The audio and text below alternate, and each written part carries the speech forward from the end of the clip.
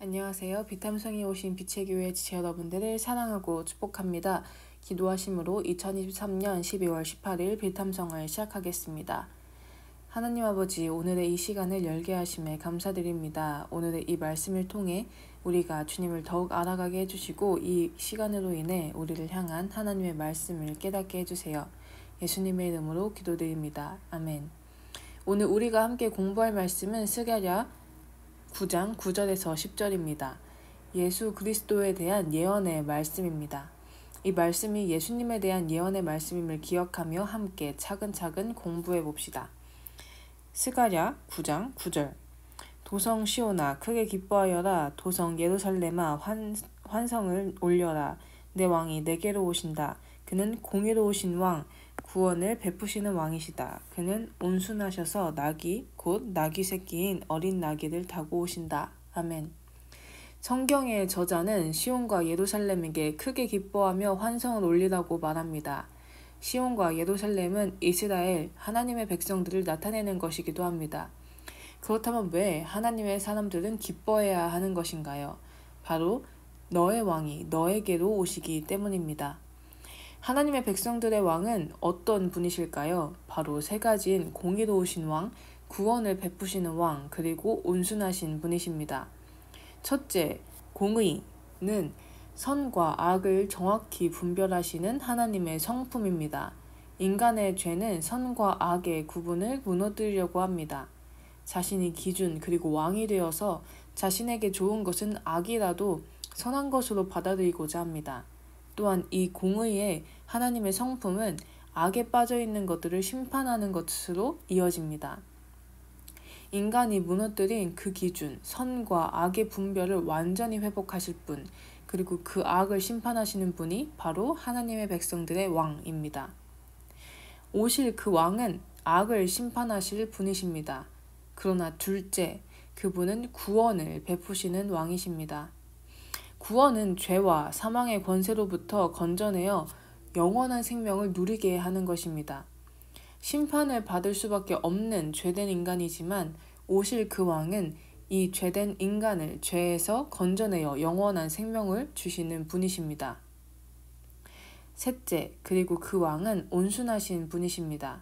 이 온순을 개역개정으로 보면 겸손이라고 합니다. 자신을 낮추시는 분이신 것이죠. 이 왕은 겸손하시기 때문에 어린 나귀를 타고 오십니다. 자신의 위엄을 보이기 위해서는 왕이라면 말, 더 나아가 귀하고 윤기 나는 백마를 탈 것입니다. 그러나 오실 그 왕은 나귀를 타십니다. 나귀는 말보다 작은 동물입니다. 심지어 나귀라면 어린 나귀라면 더 작을 것입니다. 말을 타서는 볼 수 없는 그 왕의 모습, 그 얼굴을 어린 나귀를 타신 것을 통해 가장 가까이에서 볼 수 있는 것이죠. 이 왕은 겸손하셔서 우리에게 눈을 마주치시는 왕이십니다. 그리고 노자의 도덕경에서는 치빙 전엽 영인 신발광이라는 말이 있습니다. 말을 몰면서 하는 사냥이 사람의 마음을 극도로 흥분시킨다는 말입니다. 사람은 말을 사냥을 할 때 혹은 전쟁을 할 때 사용합니다. 말은 재빠르고 또 질주하기 때문이죠. 말은 전쟁과 사냥 그리고 그로 인한 두려움과 위험을 보여줍니다. 그에 반해 나귀는 말보다 느리고 위험하지 않은 동물이라고 인식되어 있습니다. 나귀는 느리게 제 속도로 천천히 갑니다. 그러기에 나귀는 전쟁이 아닌 평화를 보여주는 동물입니다. 우리에게 오실 이 왕은 겸손하셔서 우리에게 가장 가까이 계시는 왕이시며 평화의 왕이십니다. 이 평화의 왕이심을 10절에서는 이렇게 표현합니다. 스가랴 9장 10절. 내가 에브라임에서 병거를 없애고 예루살렘에서 군마를 없애며 전쟁할 때에 쓰는 활도 꺾으려 한다. 그 왕은 이방 민족들에게 평화를 선포할 것이며 그의 다스림이 이 바다에서 저 바다까지 유프라테스 강에서 땅 끝까지 이를 것이다. 전쟁에 해당하는 병거, 군마를 없애고 활도 꺾으십니다. 그리고 그분은 이방 민족들에게 평화를 선포하시는 분이십니다. 그 누구도 줄 수 없었던 그 평화를 주시는 분이 오실 하나님의 백성들의 왕입니다. 또한 이 왕은 이 바다에서 저 바다까지 모든 땅을 다스리시는 능력 있으신 왕이십니다. 모든 나라의 평화의 기쁨을 선사하실 왕이시죠.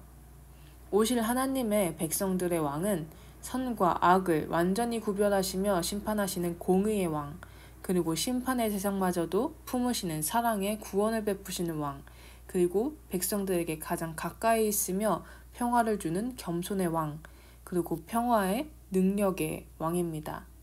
정말 최고의 왕이죠. 여러분, 이 왕은 누구인가요?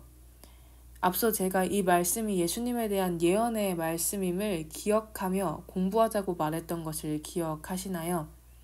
바로 이 왕은 예수 그리스도이십니다.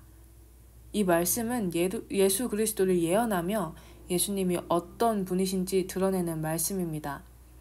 예수님은 첫 번째 말씀이 회개하라는 말씀인 만큼 선과 악을 분별하시는 분이시며 심판하시는 심판주이십니다. 예수님은 선과 악을 분별하시는 공의의 하나님이시지만 우리를 구원하시기 위해 자기 자신을 제물로 삼으신 사랑의 구세주이십니다. 예수님은 겸손하셔서 창조주이시지만 이 땅에 오실 만큼 겸손하신 분이십니다. 예수님은 평화를 선포하시며 이 모든 세상의 주님이시며 이 세상을 통치하시는 통치자이십니다. 그리고 예수님은 시온과 예루살렘, 즉 하나님의 백성인 우리에게 오셨습니다. 우리는 크리스마스에 이 오신 우리의 왕, 예수님의 오심을 기념합니다. 한 주가 특히 더 예수님을 기억하는 날들이기 원합니다. 그리고 한 가지 더 제가 권면하고 싶은 것이 있습니다. 스가랴 9장 1절. 주님께서 경고하신 말씀이다.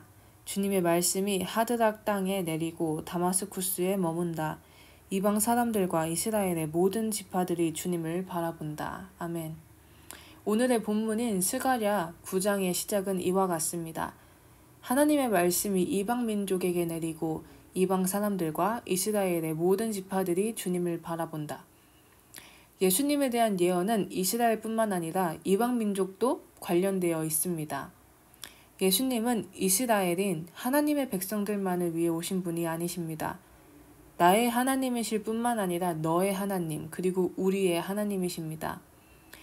하나님께서 이스라엘 선택하신 이유는 모든 나라들을 하나님께 돌이키기 위한 통로로 만드시기 위함인 것처럼 당신이 예수님을 믿는 이유는 여러분 주변의 사람들 그리고 이 세상의 모든 사람들이 하나님께 돌이키는 통로가 여러분이 되어야 하기 때문입니다. 이번 한 주는 이 통로의 일을 우리가 하기 원합니다. 우리 이번 한 주 예수님을 전하고 예수님을 기억하는 우리가 되기를 원합니다. 기도하심으로 비탐성을 마치겠습니다. 살아계신 하나님 아버지, 우리가 예수님을 전하고 예수님을 기억하며 예수님의 오심을 준비하는 우리가 되기 원합니다. 우리와 함께 해주세요. 예수님의 이름으로 기도드립니다. 아멘.